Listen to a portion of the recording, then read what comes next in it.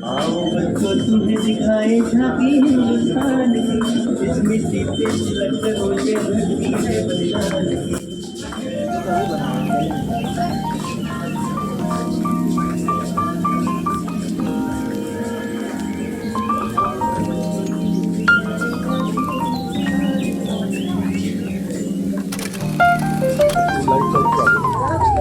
अरे थोड़ा लेट गया ना विकास।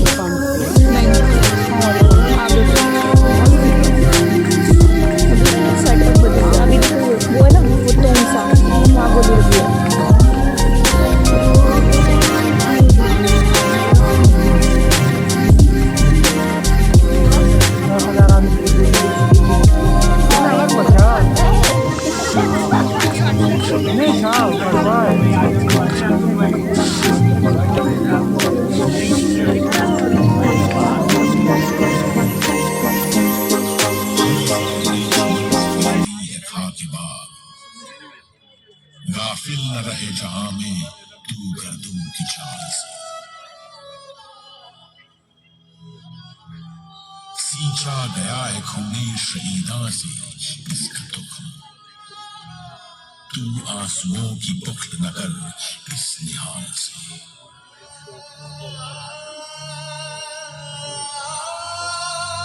उस बैसाखी के दिन जो लोग इस बाग में शहीद हुए थे, वे न सिख थे, न हिंदू थे, न मुसलमान। उस बैसाखी खून से लथपथ हुआ था पूरा हिंदुस्तान।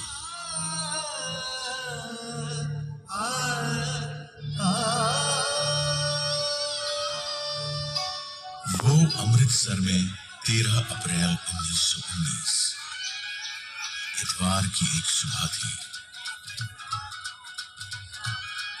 पंजाब की धरती पर आने वाले सबसे खूबसूरत दिन की सुबह, जब सारा पंजाब बैसाखी की खुशियां मना रहा था। न जाने कितने लोग हरमिंदर साहब के दर्शन पर और खालसा का स्थापना का दिवस मनाने आए हुए थे। अमृतसर के गली बाजारों में चहल पहल थी। ठीक उसी दिन कांग्रेस के नेताओं ने जलियांवाला बाग में शाम 4:30 बजे एक सभा करने का निर्णय लिया था। उनका इरादा डॉक्टर सत्यपाल और डॉक्टर किचलू की रिहाई और काले कानून की वापसी की मांग करने का था। बैसाखी की खुशियों के बीच जैसे जैसे दिन आगे बढ़ा, एक छोटा सा बच्चा दिन का कनस्तर बजाते हुए शहर के कुछ इलाकों में लोगों को यह संदेश देते हुए निकला।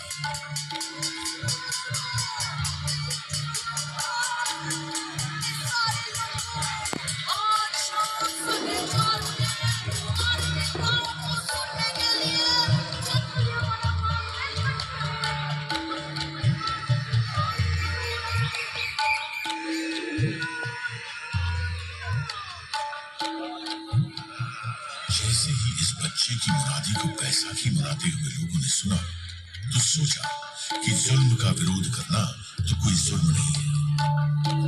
वीर जी, बाग पे आ रहे हो कि नहीं आ रहे हो? हाँ सुना है, सब आए हुए। आप चलो, हम बताने गए बस। अजी सुनिए, कोई कानून लगाया सरकार ने? हाँ सुना तो मैंने भी, वही शाम को बाग में पता चल ही जाएगा। वैसे पर आप आ रहे हो ना? आहो, जस्सी को लेके पहुंच जाऊंगी 4:30 बजे।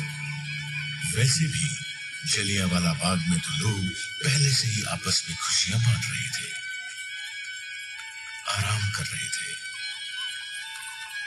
मगर उन मासूम लोगों को यह मालूम नहीं था कि जनरल डायर ने अमृतसर में मार्शल लॉ लगा दिया है। प्रभात फेरियां निकालने और सभाएं करने पर प्रतिबंध लग चुका है, क्योंकि सरकार ने मार्शल लॉ लगाने की कोई मुनादी ही नहीं कराई थी। लगभग दोपहर 12:30 बजे के करीब जनरल डायर को जलियांवाला बाग में होने वाली सभा की जानकारी मिली। साहब, सुना है कोई सभा होने वाली है। किधर? साहब, बाग में, जलियांवाला बाग में। सुना तो था, यही 4-4:30 के करीब।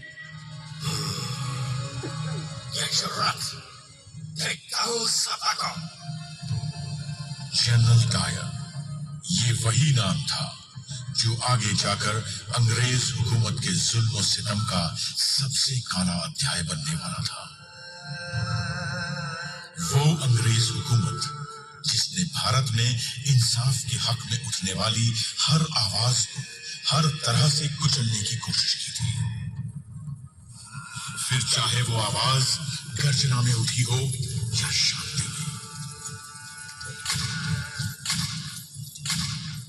1770 में सन्यासियों और फकीरों ने संघर्ष किया, तो सन 1857 में पूरे देश ने एक होकर अंग्रेजों के खिलाफ पहले स्वतंत्रता संग्राम की हुंकार भरी।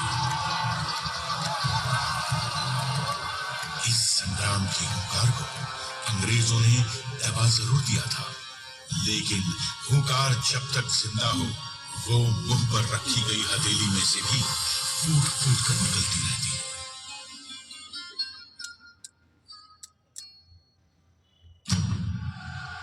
कभी क्रांतिकारियों ने आजादी का बीड़ा उठाया, तो कभी कांग्रेस के गर्म दल ने। एक तरफ गदर पार्टी ने विदेशों में आजादी का संग्राम छेड़ दिया था, तो पंजाब में भी वो देश की आजादी के लिए सक्रिय थी। सन 1915 में रास बिहारी बोस ने पंजाब आकर लाहौर, फिरोजपुर, अमृतसर, ननकाना साहिब और तरन तारण में अपने दूतों के जरिए अंग्रेजी सेना में सेवारत भारतीय सैनिकों से सशस्त्र क्रांति के लिए संपर्क किया, मगर किसी तरह यह योजना अंग्रेजों को पता लग गई और कई क्रांतिकारी गिरफ्तार किए गए। 16 नवंबर 1915 के दिन 19 वर्ष के बालक करतार सिंह सराभा को अंग्रेजों ने लाहौर की जेल में फांसी के फंदे पर लटका दिया।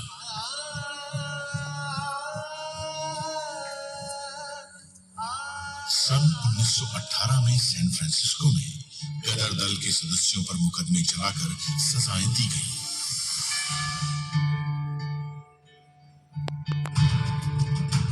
यह पहले विश्व युद्ध का समय था और अंग्रेजों ने अपने हित से इस युद्ध में भारत को भी छोड़ दिया था। इस युद्ध में अंग्रेजों ने भारत की संपदा, युद्ध सामग्री और सैनिकों का जमकर इस्तेमाल किया, और बदले में भारत को क्या मिला? एक काला कानून, रोलेट एक्ट। आम हिंदुस्तानी की जबान में इस एक्ट को न वकील, न दलील, न अपील के नाम से जाना जाता था। इस एक्ट के पास होने के बाद पुलिस चाहे जिसकी तलाशी ले सकती थी, बिना कारण किसी को भी 2 साल की सजा दी जा सकती थी। इसके इस्तेमाल से भारतीय अखबारों की कलम तोड़ दी गई। फिर भारत ने इस काले कानून का जवाब दिया सत्याग्रह से। देश भर में इसके विरोध में सभाएं और आंदोलन होने लगे। फिर 30 मार्च 1919 के दिन दिल्ली में 60 निहत्थे लोगों को सरकारी गोलियों से भून दिया गया।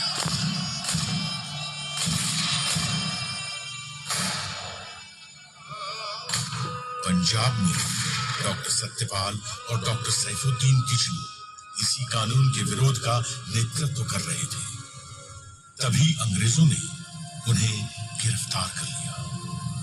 पंजाब की जनता ने इस गिरफ्तारी का विरोध किया और उनकी रिहाई के लिए आवेदन तक दिए, लेकिन पंजाब के लेफ्टिनेंट गवर्नर माइकल ओडायर पर इसका कोई असर नहीं हुआ। उसके इरादे कुछ और ही थे। 9 अप्रैल 1919 को रामनवमी का त्योहार अमृतसर में शांतिपूर्वक बीता था। फिर भी अंग्रेजों ने उस दिन महात्मा गांधी के वहां आने पर और उन्हें पलवल पर ही गिरफ्तार कर लिया। आप यहाँ से आगे नहीं जा सकते, आपको गिरफ्तार किया जाता है। You are under arrest. इसके विरोध में पंजाब में कई जगहों पर सभाएं हुई, लेकिन लोगों को यह नहीं मालूम था कि उनके इस अहिंसात्मक प्रतिरोध का जवाब अंग्रेज किस बर्बरता से देंगे। माइकल ओडायर ने जनरल डायर को सेना की टुकड़ियों के साथ जालंधर से बुलवा लिया। General, report immediately with your troops. तुम्हारी यहाँ जरूरत है। इन हिंदुस्तानियों को काबू में लाना पड़ेगा। Yes sir, I am coming. जब जलियांवाला बाग में बैसाखी मनाने आए हजारों हिंदुस्तानी अपने नेता हंसराज को सुन रहे थे, एक हवाई जहाज उनके ऊपर से गुजरा। दरअसल अंग्रेज हवाई जहाज से बाग का मुआयना कर रहे थे। इस घटना से वहां मौजूद लोगों में बेचैनी बढ़ गई। और शांति बनाए रखिए, शांति बनाए रखिए, डरने की कोई बात नहीं है। उनके नेता ने उन्हें न घबराने की सलाह दी। तभी कुछ ही देर में दूर से उस संकरी गली से कुछ आवाजें आनी शुरू हुई। कुछ बख्तरबंद गाड़ियां गली के बाहर आ रुकी थी। जनरल डायर अपने 90 सैनिकों के साथ बाग में आ चुका था। अगर हमने हाथ उठाया या हिंसा की तो हम उनसे अलग कैसे हुए? लोगों में कुछ हलचल सी हुई, मगर हंसराज ने उन्हें डरने से मना किया। डरने की कोई बात नहीं है, हम शांति से बात करेंगे। शांति से बात करते हुए लोगों से किसी खतरा हो सकता था। लोग कुछ सोचते, उससे पहले जनरल डायर ने अपने सिपाहियों को पोजीशन लेने का हुक्म दिया। लोगों में खौफ बढ़ता जा रहा था। औरतें अपने बच्चों को देख के दहशत में कांपती जा रही थी। आदमी अपने परिवारों को अपनी बाहों में समेटे चीखों के समंदर में डूबे जा रहे थे। और बच्चों को तो मालूम भी नहीं था कि उनके मासूम से खिलखिलाते चेहरे कुछ देर बाद एक गहरी और ठंडी खामोशी में गुम हो जाने वाले थे।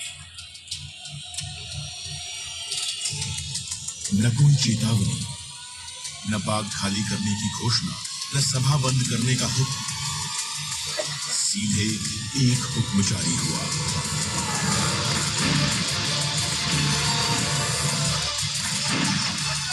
गोलियां बंदूकों की नलियों से बहने, लोग बेतहाशा अपनी जान बचाने के लिए भाग रहे हैं। लेकिन न अंग्रेज हुकूमत की बंदूकें रुकी और न डायर की आंखों में कोई इंसानियत झांकी। जो गोलियां उन बेगुनाहों के जिस्मों को चीरती हुई दीवारों में धंस गई थी, वो आज भी यहाँ की दीवारों में दफन है। गोलियां चलती रही। अंग्रेजों की गोलियों से जान बचाते हुए उन लोगों के लिए उस दिन एक उम्मीद थी, बाग में मौजूद कुआं। लोग बचते बचाते उस कुएं में गिरने लगे, तो कुछ लोगों ने गोलियों से बचने के लिए उस कुएं में कूदना शुरू किया।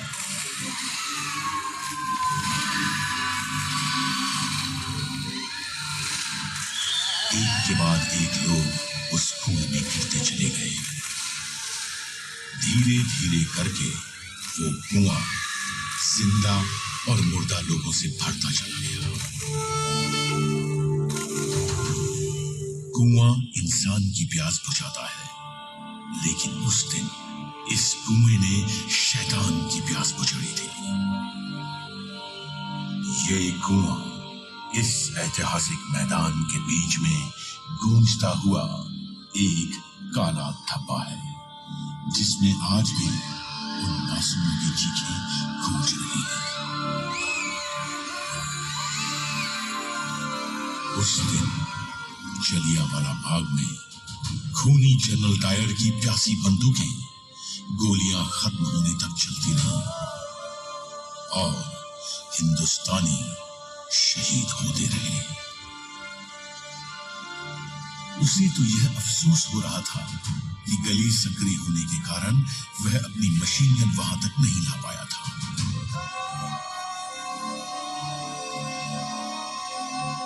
जलियांवाला बाग के इस नरसंहार में उस दिन डायर ने अपने 90 सैनिकों के साथ 10 मिनट में 1650 गोलियां दागी थी, जिससे 1000 से ऊपर भारतीय शहीद हुए और 1500 से अधिक घायल।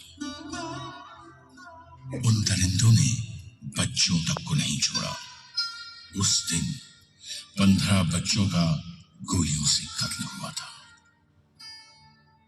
उन बच्चों में से एक बच्चे की उम्र सिर्फ 6 महीने थी।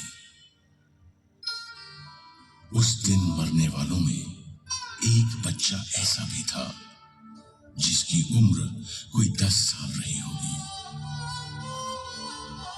उस मरे हुए बच्चे की लाश की गोद में एक लाश और थी, एक 3 साल के बच्चे की लाश।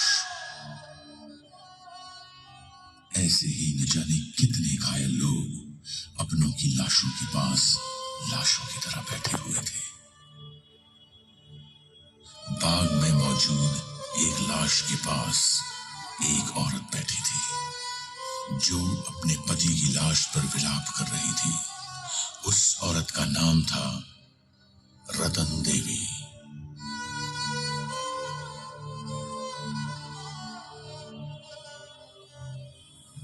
कुत्तों को भगाने के लिए मैंने एक छड़ी खोज ली।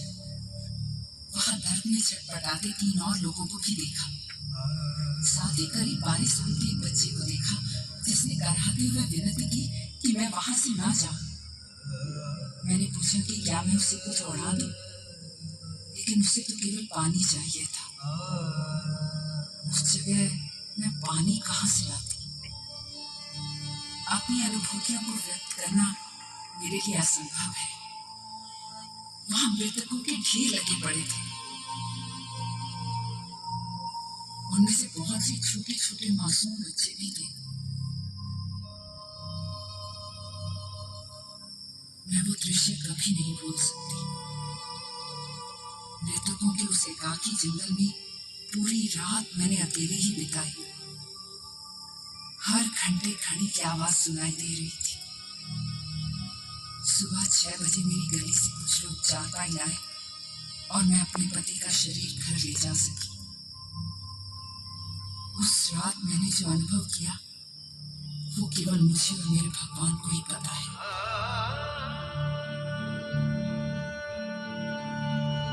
वहां मौजूद मृतक शरीरों की और उन पर विलाप कर रहे उनके प्रियजनों की खबर लेने के लिए वहां कोई नहीं था। घायलों का इलाज करने के लिए कोई नहीं था। उन्हें पानी तक पिलाने के लिए कोई नहीं था। आप सोचिए हर उस दर्दनाक माहौल के बारे में जो अगले 24 घंटे तक ऐसा का ऐसा ही रहा। वो दर्द और वो खामोशी जो उस दिन जलियांवाला बाग में पैदा हुई थी, वो खामोशी हिंदुस्तान के सीने में आज तक गूंज रही है।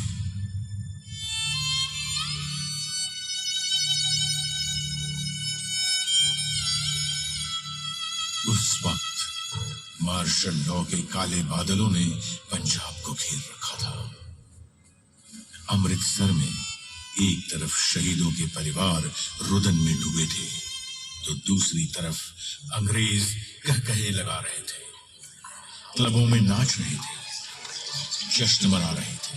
वो रोज मार्शल लॉ का इस्तेमाल करके न जाने कितनों को जेल की सलाखों के पीछे डाल के यात्राएं देते रहे। इस नरसंहार का दोनों डायरों पर कोई असर नहीं हुआ। कई दिनों दोनों अमृतसर के लोगों को अपने जुल्म से दबाते रहे। उनका जुल्म इस हद तक था कि जो भी हिंदुस्तानी उस गली से गुजरता था उसे घुटनों और हाथों पर रेंगने के लिए मजबूर किया जाता था। सारा पंजाब इस अंग्रेजी आतंक का सामना कर रहा था। जब 14 अप्रैल को अमृतसर से 87 किलोमीटर दूर गुजरानवाला में कुछ भारतीय अंग्रेजों के खिलाफ प्रदर्शन कर रहे थे, उन पर हवाई जहाज से बम बरसाए गए। न जाने कितने मारे। दुनिया की सभ्यता का झंडा उठाने वाली अंग्रेज हुकूमत का असली चेहरा ये था। पंजाब से कोई खबर बाहर नहीं जा रही थी, लेकिन हुंकार जब तक जिंदा हो वो मुंह पर रखी गई हथेली से भी फूट फूट कर निकलती रहती है।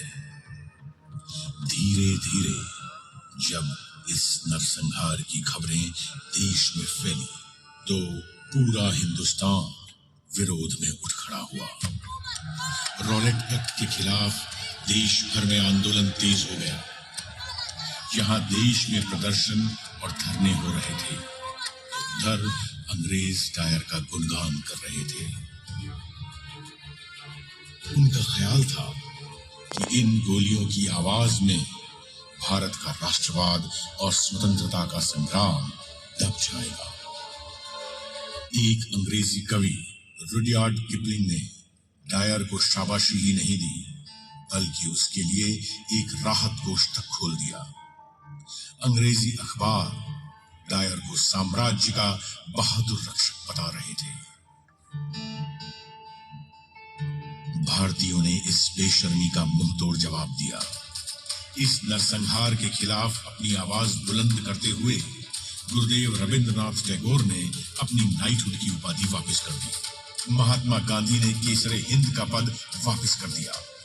बॉम्बे क्रॉनिकल के संपादक वीजी हॉर्निमन ने अपने पद से इस्तीफा दे दिया और देश के कवियों के लिए अपनी कविताओं में अपना विरोध दर्ज किया।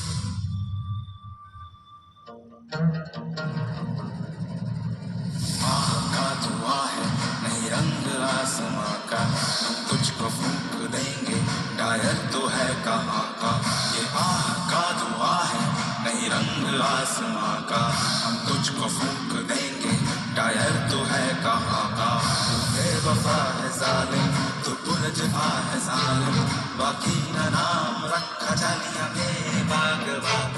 अपनी अदा पे ना जा वो करके तूने डायर कर पाया, विफल वचन को जिक्र क्या है जवाब तुसाना होगा। इन तरानों में देश का दुख था, देशभक्ति थी और ये अंग्रेजों को एक चेतावनी भी थी कि तुम कब तक जुल्म करोगे। यह देश हमारा है और हम इसे आजाद करा के रहेंगे। फिर भी जब देश में हो रहे विरोध रुके नहीं, तो उनसे बचने के लिए अंग्रेजी हुकूमत ने हंटर कमेटी बनाई। उस कमेटी की सच्चाई सामने लाने के लिए कांग्रेस ने मदन मोहन मालवीय के नेतृत्व में अपनी इंक्वायरी कमेटी बनाई। पंजाब के लोगों के साथ अपनी एकजुटता दिखाने के लिए कांग्रेस ने अपना वार्षिक अधिवेशन भी अमृतसर में किया। इस अधिवेशन में अंग्रेजों की नृशंसता की जमकर आलोचना की गई। इस घटना के बाद हिंदुस्तान में राष्ट्रीय आंदोलन की विचारधाराएं और अधिक प्रबल हो गई। जलियांवाला बाग के इस नरसंहार के बाद वहां हुई क्रूरताओं को जब अपने गांव से जाकर एक बालक ने देखा तो उस बालक में देश प्रेम और आजादी के लिए जो अलख जगा, उसने उस बालक को भगत सिंह बना दिया।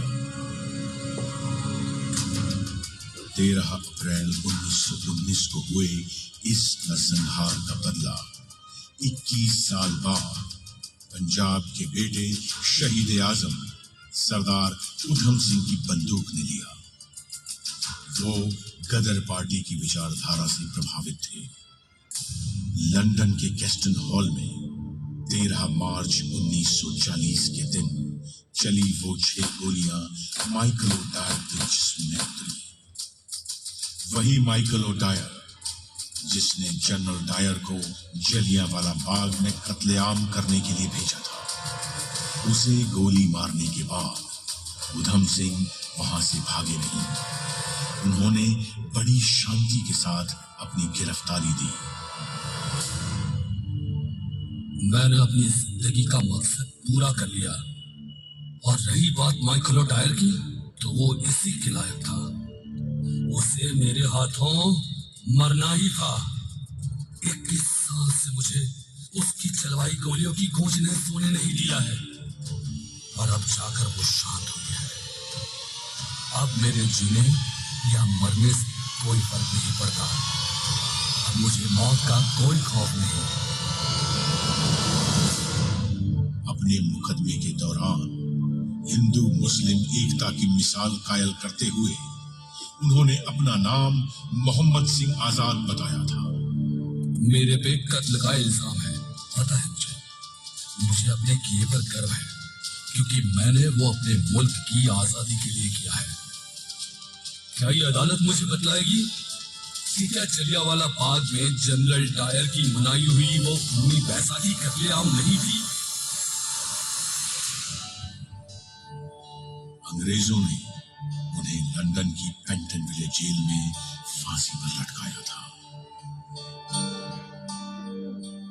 आज भी ये देश उस शहीद सिख को सलाम करता है।